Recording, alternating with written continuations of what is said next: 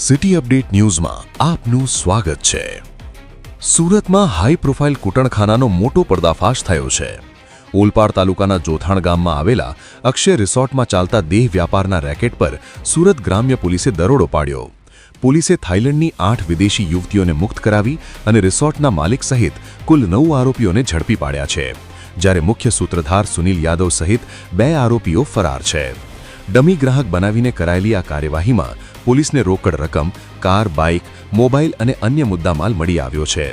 રિસોર્ટમાં પ્રતિ ગ્રાહક 2000થી 8000 રૂપિયા વસૂલી દેહ વ્યાપાર ચલાવવામાં આવતો હોવાની ચોંકાવનારી વિગતો સામે આવી છે। પોલીસે તમામ આરોપીઓ વિરુદ્ધ કાયદેસરની કાર્યવાહી શરૂ કરી છે અને વધુ તપાસ ચાલુ છે।